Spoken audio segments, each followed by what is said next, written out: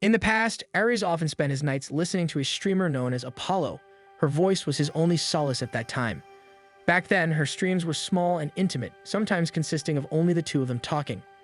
Every night, she would end her stream by telling her listeners that she loved them, a simple phrase that stayed deeply etched in Ares' heart. As the new school year begins, a nervous teacher struggles through an important announcement that Furin Girls Academy has merged with Furin Boys, turning the school into a co-ed institution. Before the teacher can fully explain, Ares abruptly interrupts, clearly dissatisfied with the fumbling introduction. He confidently introduces himself to the class, boldly declaring that he will one day lead Japan and therefore cannot tolerate imperfection. He ends his introduction with a respectful bow, but quickly shocks everyone by admitting that he is only 99% perfect. To become complete, he claims he needs all the girls in the class to tell him that they love him. During the break, the boys swarm Ares, angrily accusing him of ruining their reputation and making the girls wary of them. Ares sees no problem with his actions, insisting that they should be grateful. A blonde girl soon approaches him, openly flirting after assuming he comes from a wealthy family. Ares steps toward her, causing her to retreat in surprise at his boldness. After listening carefully to her voice, he bluntly tells her that it lacks impact. Noticing the time, Ares abruptly announces that he needs to use the bathroom, explaining that he relieves himself at the same time every day. As he leaves, the girls whisper about how strange he is, while the boys explain that Ares is searching for a girl whom he only recognizes by voice. Ares overhears them in the hallway, carefully listening to the girls' voices, but none of them match the one he is seeking. As he walks on, he receives a message from his mother. Once notifications like these filled him with excitement, as they usually meant Apollo's stream had started. To Ares' shock, he suddenly hears Rika softly whisper, "I love you," right behind him, teasingly reminding him that break time is almost over. She also points out that he still hasn't gone to the toilet. Flustered, Ares hurriedly rushes off to take care of his business. During lunch, Ares remains distracted, constantly replaying Rika's voice in his head. His thoughts are abruptly interrupted when a female voice echoes through the school intercom. The boys around him are immediately thrilled that the announcements are being handled by a girl. Ares, however, feels something else entirely. Without warning, he declares that he suddenly has something important to do and rushes out. He sprints through the hallways toward where he believes the broadcast room is, his heart racing at the possibility that the voice belongs to Apollo. Based on their past conversations, he knows she should be around the same age as him and lives in the same prefecture. He also remembers her dream of attending an all-girls high school with a view of the ocean. To increase his chances of meeting her, Ares had deliberately enrolled in Furin Boys, knowing that the school would eventually become co-ed by the time they reached high school. When he finally reaches the broadcast room, Ares swings the door open. Inside, he finds 4 girls staring at him in confusion. They quickly scold him for interrupting their broadcast, and Rika immediately tells Nene to mute the mic. As the girls continue reprimanding him, Ares listens closely and notices that each of them sounds like Apollo in a different way. Rika shares a similar tone, Shinobu has the same intonation and pronunciation, Iko's manner of speaking reminds him of Apollo's whispery streams, and Nene carries the same angry voice. Ares feels a deep sense of disappointment. He had believed he could recognize Apollo instantly by her voice alone, yet now he can't determine which of them she might be. The girls then ask if he plans on going pro someday. Confused, Ares listens as they explain that they joined the broadcasting club to pursue careers using their voices. Shinobu shares her dream of becoming an anchor, prompting the others to talk about their own ambitions. Their words stir another memory where Apollo once spoke of a similar dream. Ares' thoughts are cut short when Shinobu casually admits that she already knows about him, thanks to his outrageous self-introduction. But Nene kicks him and angrily calls him a creep for making such an outrageous request. Ares explains himself, insisting that he is searching for someone important. Iko asks if that person might be her as she shows him her VTuber model and admits that her shyness is part of her persona. Rika quickly jumps in to tease Ares, suggesting that he actually came all this way just to see her. To everyone's surprise, Ares calmly admits that he did, and then bluntly asks all 4 girls if any of them is Apollo. The girls stare at him in confusion, with some even wondering aloud if he's talking about the chocolate brand. Ares looks at them in disbelief. He's convinced they're lying. He reasons that Apollo may not want to reveal herself and that her disappearance from streaming is likely connected to that decision. Deciding not to push further for now, Ares turns to leave, convincing himself that he'll have plenty of chances to investigate them another day. However, the girls tell him not to come back since only club members are allowed inside the broadcast room. Ares turns back and boldly declares that he is a professional when it comes to voice work, giving him every right to join the broadcasting club. He then points out that a major flaw in their operation is their outdated equipment. Iko is the first to agree with him, admitting that the school equipment is old, but there's little they can do about it. Aries then proposes that he'll provide them with brand new equipment if they allow him to join the club. The room falls silent until Shinobu finally admits that it sounds like a good deal. Rika also agrees, casually adding that she finds Aries' voice pleasant. The compliment catches him off guard. Thanking them, Aries confidently promises to lead the club to greatness as their president, only for Nene to angrily snap back that Rika is already their president. The girls then wonder how they can repay him for the equipment. Rika smiles and says she has the perfect idea. She tells Aries to face the other direction. When he does, she and the other girls suddenly surround him with voices, all announcing that they love him. Overwhelmed and deeply embarrassed, Aries hastily declares that he needs to finish his lunch and promptly rushes out of the room. Outside, Aries is certain that one of the girls is Apollo. His thoughts drift back to her final stream. He had been the only listener when she ended the broadcast. She told everyone she loved them. Summoning his courage, Aries had responded, telling her that he loved her too. The memory makes him cringe, and he scolds himself for confessing to a girl he barely knew. Part of his urgency to find Apollo is due to that confession, since he needs it deleted.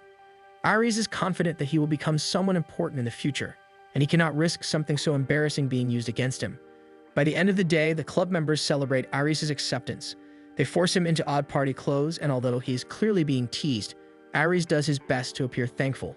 He almost snaps when Nene refers to him as their errand boy, but Shinobu explains that it was the only way their advisor would approve his membership. Swallowing his pride, he agrees to go along with it and promises to do his best as the club's errand boy.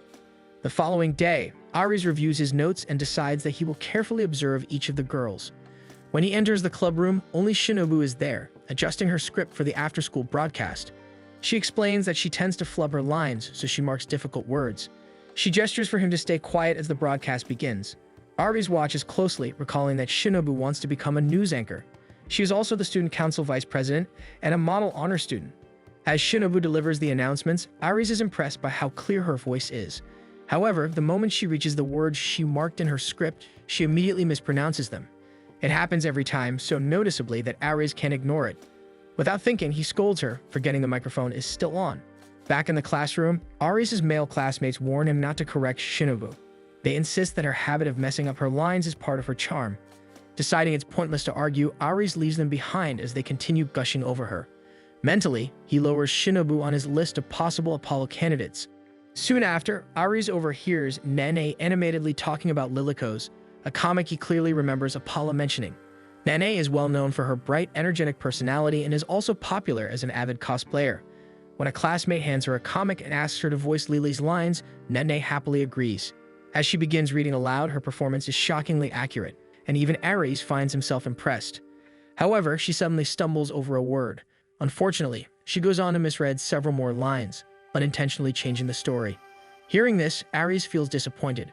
When Nene finally notices him watching, she loudly calls him out for staring. Aries attempts to explain himself, but the people around her already view him unfavorably, so he quietly removes himself from the situation. Sitting alone on a set of steps, Aries reflects on why identifying Apollo has been so difficult. He wonders if listening to her through streams has distorted his perception of her real voice. While he's convinced that Apollo must be one of the girls in the broadcasting club, he realizes that voice alone isn't enough. He needs to match what he knows about Apollo's personality with each of them. His thoughts are interrupted when Iko suddenly speaks right beside him, startling him so that he falls forward. She quickly apologizes, explaining that she can't see well with her colored contacts. Aries recalls that Iko is an aspiring VTuber. Iko explains that she uses this spot to do short streams during break. She sets up her tablet, and Aries leans closer to observe. Iko energetically greets her viewers, reads a few live comments, and then quickly ends the stream. Aries is surprised by how short it was, but she explains that break time streams are meant to be brief. Despite this, Aries feels another wave of disappointment and excuses himself. Wandering aimlessly through the school, his frustration grows. To him, it feels like all the club members are far too relaxed. His thoughts return to Apollo, how seriously she spoke about wanting to use her voice professionally. He remembers promising Apollo that he would learn everything he could about voice work so he could support her. The two of them had sworn to work toward the professional world together. Now, Aries wonders if he's the only one who ever meant that promise. Soon, Shinobu's voice echoes through the school for announcements. Elsewhere, Iko spots Rika doing nothing and scolds her for slacking off. Rika apologizes, then wonders aloud what Aries really thinks of them. Suddenly, Aries' voice cuts through the intercom. Alarmed, the girls rush toward the broadcast room. When they arrive, they find Aries openly calling out the broadcasting club for being lax and telling the students that they shouldn't be treated like princesses. If Apollo is among them, she needs to remember their promise. Since he doesn't know which girl she is, he decides that he'll make sure all of their dreams come true. He declares over the broadcast that he will work tirelessly to guide the broadcasting club toward becoming true professionals. The moment he finishes, he's promptly kicked out of the room so the girls can take over the broadcast. His phone notifies him that Apollo is live. Aries immediately tunes in. Apollo greets him warmly, admitting that she's happy he's listening and that she was always grateful to him, even back when she barely had any viewers. She apologizes, saying she still can't reveal herself yet. Then she confesses that whenever she told her listeners that she loved them, she was always talking about him. Aries listens in silence, staring at the broadcast room door. As the girls continue their broadcast, Aries checks his phone. Apollo's message confirms his suspicion that she is part of the broadcasting club. He considers going back into the room, but ultimately decides against it. Instead, he leaves, determined to find her and fulfill their promise. The next morning, Aries gathers the girls at the beach for an early jog, explaining that running is excellent vocal training. Shinobu notices a seagull flying past with an earbud caught in its beak. Aries recognizes it as his own and suddenly sprints off in reverse to catch it, astonishing the girls with how fast he moves even while running backward. After the jog, the girls are left shocked by the fact that Aries isn't even out of breath. Nene scolds him for acting like their personal coach. Calmly, Aries removes his sunglasses and tells her that he is the perfect person to turn them into professionals.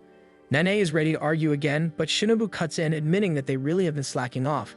Shinobu adds that they had already talked about exercising together, so this training works out well for everyone. Rika then steps forward and directly asks Aries if they can trust him with their future.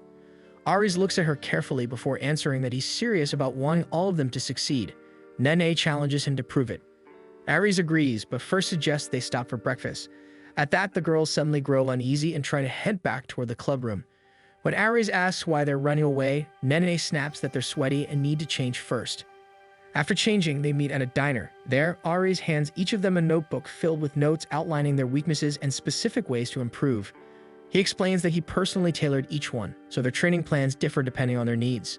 The girls are impressed by the level of detail, though Nene is bewildered by the massive stack of reading exercises assigned to her. The girls continue going through Aries' notes and notice that each of them has concrete goals meant to push them one step closer to their dream. Rika is surprised that she needs to sell at least 50 CDs during a live performance. Aries proudly explains that all of these goals are designed to build confidence. A brief silence follows until Rika asks Aries if he has ever played an instrument himself. He admits that he hasn't, so Rika points out that it takes a lot of courage to sing and perform in front of an audience. Aries insists that she should follow his plan anyway, arguing that live performance is something she must face. Rika then asks if Aries has ever been nervous before. Without hesitation, he replies that nervousness isn't part of his family. Rika stands up, cups his face, and calmly calls him a liar. To her, he's all talk, and she sees no reason to listen to his advice. With that, she quietly leaves the diner. Aries is left confused, prompting Nene to explain that he managed to make Rika angry. She adds that Rika is talented enough to write her own music, so being lectured by someone who lacks first-hand experience feels insulting. As the girls talk, they suddenly realize Aries is missing. In reality, he's crouched under the table, shaken by what Rika had said. After a moment, he starts laughing and pulls himself back up, declaring that the only way forward is to hear Rika perform. The following Wednesday after classes, Aries heads to the school courtyard. He's heard rumors that Rika holds weekly mini concerts there, drawing large crowds of female fans. As soon as the fans notice Aries, they immediately tell him to back off. He tries to explain that he's Rika's clubmate, but the crowd won't listen. Before things can escalate further, she looks out at the crowd and admits that she's nervous. Aries freezes in shock, since it's the exact same line Apollo used to say before she sang. As she begins playing an original song, Aries stares at her as she captivates both the crowd and him. In that moment, he's pulled back to the past, remembering the times Apollo would sing during her streams. Memories come flooding back. Those evenings spent listening to Apollo were some of the best moments of his life. As Rika continues to play, the idea that she might truly be Apollo suddenly feels very real. When Rika finishes her first song, Aries realizes that her similarity to Apollo is far stronger than that of the other girls. Eventually, Rika announces that she'll accept one final song request. As the girls excitedly shout out suggestions, she glances at her backpack filled with her original compositions, then briefly looks toward Aries. She can't help thinking how much she doesn't want Aries to hear her songs. After the concert ends, she bids her fans goodbye and walks over to him. With a teasing smile, she asks if his heart belongs to her now after hearing her perform. Aries immediately agrees and apologizes for doubting her. He tells her that her live performances are guaranteed to succeed. Rika's expression hardens, and she tells him that she doesn't have to listen to him, then walks off. Several days pass, and Rika starts to feel uneasy when she realizes she hasn't seen Aries around. She hears a commotion coming from the courtyard and rushes over. There, she sees Aries surrounded by girls trying to defend himself as they complain. When he notices her, he greets her and explains that he's performing. He tells her that he's been practicing to prove her wrong. Rika is left speechless by his explanation, but her attention is drawn to his hand, which is wrapped in bandages. Rika can't help but admire Aries' determination. She apologizes to the girls for forgetting to inform them that today's performance will be a duet with Aries. She then steps onto the stage beside him, leaving Aries visibly confused. Rika reassures him that he can play whatever he wants and that she'll support him. After the performance, Rika teasingly comments on how rough their concert was and asks if he finally felt nervous. Despite everything, Aries stubbornly refuses to admit it.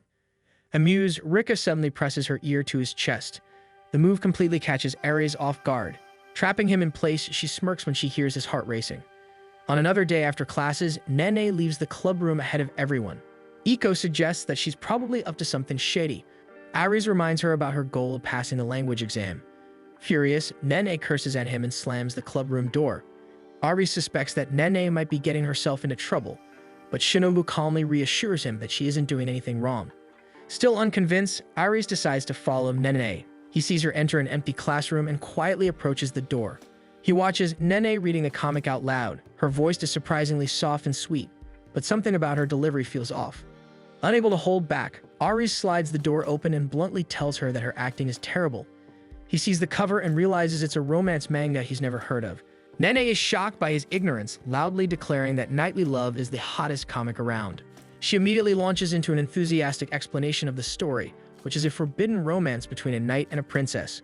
She describes her favorite scene where the princess hides her feelings by pretending to brush dirt from the knight's armor, secretly planting a kiss on his helmet when no one is watching. So absorbed in her explanation, Nene doesn't notice how close Aries has moved. At that moment, Aries notices an announcement printed on the comic's cover stating that auditions are being held for the anime adaptation. With her secret exposed, Nene insists that she needs to practice alone. Aries refuses, saying that her success is now part of his responsibility, so he has every reason to stay. When Nene still won't accept his help, Aries starts revealing his own embarrassing moments one after another, blushing as he speaks. He tells her that if she's going to be embarrassed, then he'll be embarrassed alongside her. Seeing how serious he is, she finally sits down and explains that she plans to audition. The problem is that she's never been in a relationship, so she has no idea how to act it out. When she accuses Aries of not taking her seriously, he calmly says that what she needs is experience. Without warning, Aries kneels on one knee, takes her hand, and asks her to be his girlfriend. Nene freezes, then immediately explodes in disbelief. Aries explains that he was simply acting out a line from the comic. He tells her to accept his confession so she can get used to acting like she's in a relationship before the auditions begin. Nene stubbornly refuses, but Aries presses on. He accuses her of not taking her dreams seriously if she isn't willing to act for just 3 weeks to prepare for the role. From the look on her face, Aries knows he's struck a nerve. The next day, the two of them arrive at school holding hands, instantly shocking the entire student body. Nene is visibly nervous, while Aries seems to be enjoying himself, even reciting lines straight from the comic. At one point, he pulls her closer and casually offers to carry her on his back. Nene's face burns red as she realizes that the final chapter of the comic includes a kiss between the two leads. She starts to wonder if Aries intends to act out the entire story. News of their relationship quickly reaches the broadcasting club. While they accept it on the surface, something feels off. As time passes, the club notices that Aries and Nene argue far more than they act affectionately. By the 19th day, it's clear they bicker constantly and don't resemble lovers at all. Shinobu believes this means the two have grown closer and more comfortable with each other. On the 20th day, Aries and Nene find themselves alone in the same empty classroom. The deadline is close and there's only the kissing scene left. At first, Nene worries about her chapped lips. Then her thoughts spiral and she starts to suspect that Aries went through all of this just to kiss her. She's on the verge of yelling at him until she notices Aries quietly studying the comic. In that moment, she realizes he truly wants to help her. Reluctantly, she admits to herself that he's actually a better actor than she is and that working with him has helped her improve. Bracing herself, Nene prepares her lips, fully expecting Aries to initiate the kiss. Instead, he calmly tells her to rest well for the audition. Caught off guard, she asks if they are going to practice the kiss scene. Aris answers that they won't and explains that she should only kiss someone she truly loves. Nene doesn't expect such thoughtfulness from him, and though it leaves her flustered, she chooses to hide it behind anger. She calls him an idiot and storms toward the door. Before she leaves, Aris softly wishes her good luck. Hesitating for just a moment, Nene admits that she had a little fun during the past 3 weeks. The following day, Nene announces that she didn't pass the audition. The news hits Aris so hard that he faints on the spot, overwhelmed after all the preparation they went through. Nene quickly adds that it isn't his fault. Aris apologizes for not being able to predict the outcome. The comic is held over his face to hide his regret. Watching him like that, Nene suddenly recalls her favorite scene. Deciding it's the perfect chance, she leans in and gently kisses the book covering his face. As she turns to leave, Aris grabs her hand and asks if she kissed him. Then, without hesitation, he bluntly asks if she's fallen for him. Enraged, Nene flips him over her shoulder and loudly declares that she hates him before storming out of the classroom. The outburst startles the broadcasting club members waiting outside. They rush in to find Aris on one knee. Shinobu calmly reassures him that Nene was clearly lying just now. The others smile knowingly, since Nene's ears had turned bright red when she left. While the girls are changing in the club room, they forget to lock the door. Aris opens it and sees them changing. He quickly scolds them for changing without locking the door, warning that if anyone else had entered, their reputations could have been ruined. Just as quickly, he apologizes for seeing something he shouldn't have. Everyone settles down and they proceed with the after-school announcements, with Rika taking over this time after Shinobu flubbed her lines earlier. Afterward, the girls decide they want something sweet and invite Aris to come with them, but he declines, saying he has something else to do. Once he leaves, Nene suggests they follow him to get even. Rika hesitates, admitting she doesn't really feel embarrassed about what happened, but Nene points out that it's because Rika was mostly hidden behind her. In the end, the girls agree out of curiosity about Aris's private life. Nene even gives their plan a dramatic name. They follow Aris out of school and onto a train. Nene tries to snap photos from another car, hoping to catch him doing something suspicious, but he's only reading a textbook. Eventually, they get off and see Aris enter a cafe. While Nene remains focused on uncovering something shady, the other girls are more interested in what they might order. When they enter the cafe, they quickly duck into a distant seat so Aris won't notice them. As Aris becomes busy with his work, the girls wonder why Aris needs a part-time job. They overhear Aris speaking with the manager and learn that he's been taking on extra shifts to earn more money to upgrade the broadcasting club's equipment. The manager expresses some concern, asking if he's sure he wants to spend so much on a club. Aris answers that he wants to invest in the 4 members. He explains that while they're still far from being professionals, each of them has a great voice. The girls listen closely as the cafe manager casually asks Aris if he's in love with them. Aris denies it, saying he only cares about them as fellow club members. Before the conversation can go any further, the girls suddenly announce that they're ready to order. Aris turns toward the voices while Nene steps closer. As Aris struggles to understand why they're there, Nene eagerly starts taking photos of him. Back at the table, the other girls decide that this is embarrassing enough to count as payback. The following day, Aris is already in the broadcast room. He worries that Apollo might use the photos as blackmail. He's startled when Iko suddenly enters the room far earlier than expected. Aris panics, wondering if Iko is here to threaten him. To his surprise, Iko explains that she just wants to show him something embarrassing of her own. She locks the door and slowly unzips her jacket, only to pull out her tablet. Aris sits down as Iko shows him her VTuber model. She asks if he can help her improve her streams. As they check her channel statistics, Aris notices that her recent streams haven't been getting many views. They scroll through the comments, most of which suggest that her content is getting boring. Aris bluntly tells her that they probably are, pointing out that her streams are usually very short and often consist of nothing more than greeting viewers. Iko immediately gets defensive, insisting that those are just her break-time streams. She explains that her regular content includes a variety and proudly adds that she designed her own VTuber model. Aris looks at her, unimpressed, and calmly tells her that he already knows since he watched all her streams. This makes Iko self-conscious as she calls him a stalker. Aris loudly protests, pointing out that she can't accuse him of that when everything she posts is publicly available. He then pulls up clips of her avatar and bluntly tells her that the real problem is that her model barely shows any emotion. Iko complains that he's being too loud, but Aris fires back, saying that her avatar feels lifeless. He explains that with current technology, even a 2D model can be animated with different expressions. Iko looks down and admits that she isn't good with that kind of technical work, and that commissioning someone to upgrade her VTuber model would be expensive. Aris starts to remind her that she already has someone reliable by her side, but Iko immediately reminds him that he is their errand boy. After recovering from the insult, Aris firmly tells her to leave all the technical work to him. Before she can thank him, he adds that Iko still has her own job to do as she needs to separate her avatar into different layers for him. The two of them dive straight into work. They spend days coordinating, tweaking settings, and even holding strategy meetings to prepare for the debut of her upgraded model. One afternoon, as Iko waits alone in the broadcast room, Aris suddenly slams the door open and announces that it's finally time to debut her new model. He proudly shows her the updated version of Ikon, but Iko is unable to see any difference. Aris explains that while the model looks the same, it can now copy her facial expressions using face tracking. He asks her to test it by laughing. Iko does, but her expression is subtle, and the avatar's laugh looks half-hearted. Aris tells her to exaggerate her emotions more, but Iko insists that she already is. Seeing her resistance, Aris explains that her fans are searching for a stronger emotional connection, and that means Ikon needs to show a wider range of expressions. Iko argues that she always smiles when she streams, but Aris bluntly tells her that her smile feels fake. Iko pulls her hood over her head and admits that she's just not good at showing her emotions. In response, Aris calmly locks the door, then suddenly starts tickling her, telling her to let her emotions out because no one wants to watch a streamer with a poker face. Iko finally manages to break free and whirls around, ready to scold Aris, only to freeze when she sees him wearing a pair of novelty glasses. She immediately turns away, covering her face as a small chuckle threatens to spill. Aris tries to coax her into facing him again, but in the process, they lose their balance and tumble to the floor.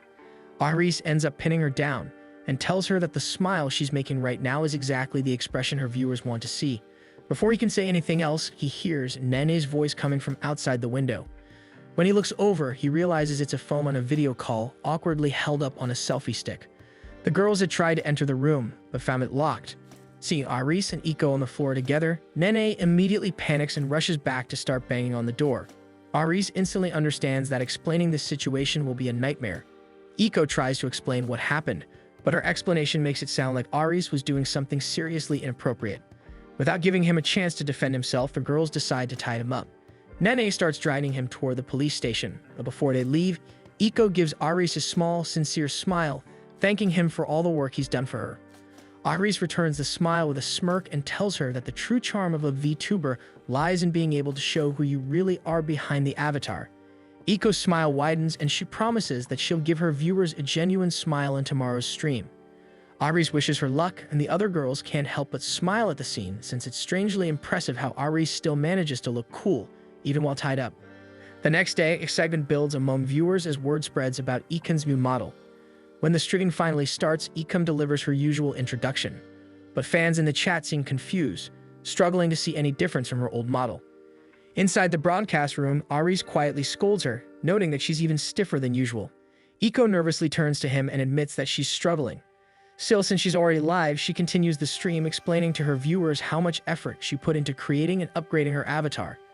As Aris watches her, he realizes the issue isn't that Iko can't express herself, it's that she can't do it in front of other people. As Iko's view count continues to drop, her expression grows more discouraged. Aris watches helplessly as she begs her remaining viewers to stay, explaining that she just needs a moment to adjust her model's settings. Seeing her like this, Aris starts to wonder if something traumatic might have happened in her past. Just as Iko begins saying goodbye to her viewers, Aris steps in front of her. When she looks up, she sees him holding a large white sketch pad with the word "smile" written on it. Iko panics. She's been trying to do exactly that, but the moment she looks at the screen, her face completely freezes. She squeezes her eyes shut, then opens them again when Aris taps the pad. This time, there's a new message asking if Iko wants him to help. Careful not to let her viewers hear, Iko mouths the words, "Help me." Aris smirks and suddenly moves behind her, then pauses the stream. Iko panics and immediately scolds him for stopping the broadcast. Aris calmly points out that her viewers were already leaving anyway. He tells her to look at herself first. When Iko does, she realizes she's sweating badly from nerves. Aris suggests she take off a few layers so she can relax.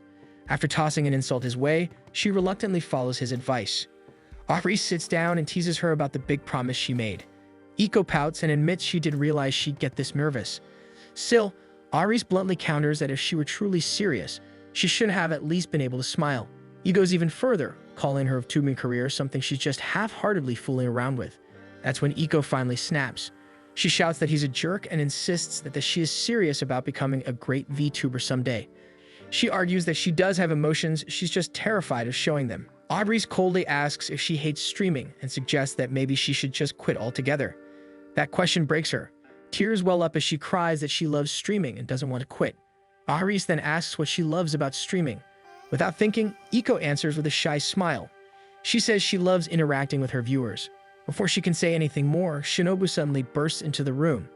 She blurts out that the stream's audio was never muted, so everyone heard her. Hearing the earlier stream, Nene immediately realizes that Iris was behind everything. Convinced that she's about to be cancelled, Iko panics. When Iko looks, she's stunned as the chat is overflowing with comments and her viewer count has shot up to over 2,000 people. Shinobu gently tells her that she at least owes her viewers an explanation. Iko hesitates, overwhelmed by the sudden attention and nervous about speaking to so many people. That's when Iris reminds her of what he said the day before, then slightly corrects himself. He explains that sometimes a VTuber's appeal becomes even stronger when they accidentally reveal their true self. He encourages Iko to end the stream on a positive note. Taking a deep breath, Iko uses her model. She jokingly pretends to fire a forget-it beam at them. The sudden expression catches everyone by surprise. As she ends the stream with a shy, nervous smile, her fans begin getting excited over her new expressions. Later, while in the boys' restroom, Iris notices an invitation to Ikon's private stream. He tunes in and casually announces that he's watching from the toilet. Iko brushes off the comment but admits she wanted to thank him using her new model. Iris pretends to be clueless, but Iko tells him that she knows he angered her on purpose. Ikon's avatar mirrors her gentle smile as she promises to keep doing her best. Iris smiles back and tells her that while Ikon's smile is cute, it doesn't compare to Iko's real one. The compliment makes Ikon's avatar suddenly revert to a poker face. Behind the screen, Iko hurriedly covers her face to block the tracking. She struggles to calm herself down as heat rushes up her face. Thanks for watching. Make sure to subscribe so you won't miss a new episode every week.